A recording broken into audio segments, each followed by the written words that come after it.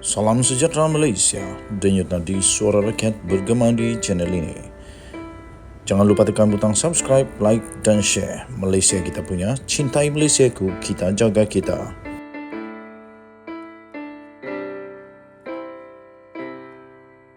Salam sejahtera Malaysia. Ini kalilah makin pening kepala. Perdana Menteri dulu, Muhyiddin Yassin, dan Perdana Menteri sebelumnya mesti pening kepala lagi.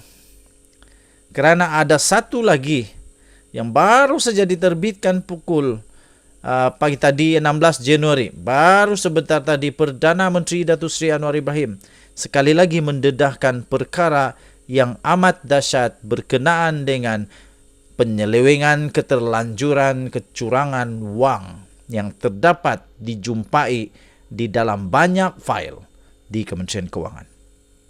Sebelum saya teruskan, saya ingin ucapkan bilion terima kasih kepada semua yang sudah tekan butang subscribe, like dan share.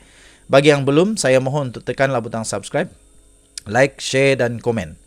Dan bagi anda yang ingin join member, dipersilakan, saya alu-alukan kerana kita akan mulai memberikan penghargaan berupa souvenir, merchandise daripada The Twin TV.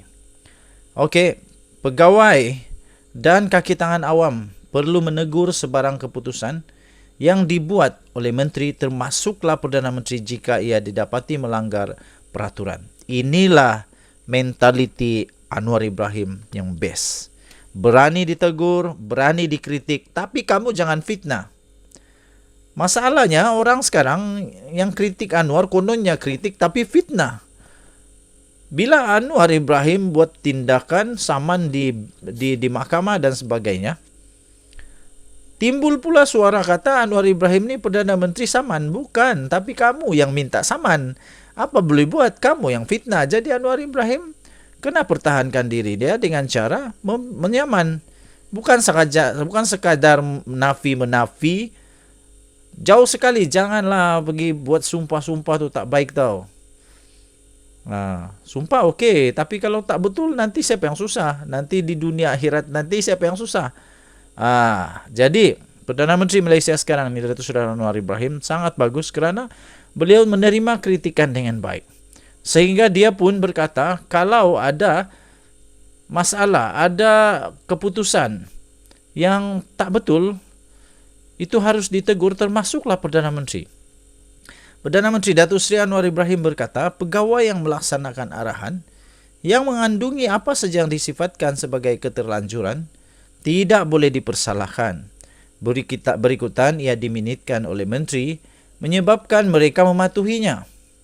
Katanya, saya tekankan penguatkuasaan. Apa yang saya pelajari terutama di Kementerian Kewangan, melihat banyak fail, banyak keterlanjuran. Kata Datuk Seri Anwar Ibrahim, wow, sudahlah banyak keterlanjuran, banyak fail lagi. Aduh, pening kepala lah. Tambah Anwar Ibrahim nak salahkan pegawai kalau minit daripada menteri, apatah lagi Perdana Menteri, dia patuh. Tetapi saya sudah beri arahan jelas kalau ada minit daripada Perdana Menteri sendiri pun, kalau dianggap melanggar peraturan dan undang-undang, sekurang-kurangnya saya dimaklumkan terlebih dahulu. Apalagi kalau dalam kalangan pegawai di pejabat saya, pejabat timbalan Perdana Menteri dan pejabat menteri, katanya ketika beliau berucap pada perhimpunan bulanan Jabatan Perdana Menteri di Dataran Putrajaya hari ini. Yang turut hadir bersama adalah Tan Sri Muhammad Zuki Ali dan timbalan Perdana Menteri, Datuk Seri Fadilah Yusof. Pada masa yang sama, Anwar berkata, langkah pertama yang diambilnya apabila menjadi Perdana Menteri ialah dengan mengarah semua menterinya melantik Ketua Setiausaha Sulit dan Setiausaha Sulit Kanan dalam kalangan pegawai takbir dan diplomatik, berbeza dengan abalan sebelum ini. Beliau berkata, ia supaya akan ada penyelarasan yang baik. Tapi saya nak tekankan, ia hanya berhasil kalau ada kerjasama penuh daripada rakan-rakan menteri, katanya lagi. Itulah. Datuk Seri Anwar Ibrahim mengakui bahawa beliau sudah menjumpai banyak keterlanjuran di dalam banyak fail di dalam kementerian. Ini amat-amat membimbangkan. Nasib baiklah Datuk Seri Anwar Ibrahim jadi Perdana Menteri. Kalau bukan Datuk Seri Anwar Ibrahim Perdana Menteri, kita tak tahulah apa jadi lagi selepas ini. Kita tak tahulah makin baikkah, tapi rasanya makin baik kot. Sudah menang kan? Jadi syukurlah kerana Datuk Seri Anwar Ibrahim dapat jadi Perdana Menteri. Sekurang-kurangnya rakyat tahu apa keadaan sebenar. Apa keadaan sebenar di file-file itu. Denyut nadi, suara rakyat bergema di channel ini. Malaysia kita punya, kita jaga sama-sama. Cintai Malaysia aku, kita jaga kita. Jangan lupa tekan butang subscribe, like dan share. Bye-bye. Salam sejahtera Malaysia, denyut nadi suara rakyat bergema di channel ini. Hari ini, 16 hari bulan Januari tahun 2022. 16 Januari tahun 2022, Perdana Menteri Malaysia Datuk Seri Anwar Ibrahim telah melaksanakan tugasnya hampir memasuki 3 bulan dari bulan November, Disember dan Januari. Masih lagi ada ura-ura kah keabsahan beliau sebagai Perdana Menteri. Dan ini satu lagi bukti bahawa Datuk Seri Anwar Ibrahim ada bukti bahawa beliau Perdana Menteri yang absah, yang sah, dan beliau telah diperkenankan oleh Duli Yang Maha Mulia Seri Paduka Baginda yang di-Pertuan Agong dan juga Duli Yang Maha Mulia Raja-Raja Melayu. Sekiranya anda setuju bahawa Anwar Ibrahim sudah diperkenankan dan ada keabsahan, anda tulis, saya setuju. Daulat Tuanku Raja Perlis, Daulat Tuanku Raja Perlis, Daulat Tuanku Raja Perlis. Di Garhayu Tuanku, kita doakan semoga Raja Perlis terus dipanjang usia dan pemerintahan kerajaannya akan terus makmur. Raja Perlis mengumumkan menerima menghadap Perdana Menteri Datuk Seri Anwar Ibrahim.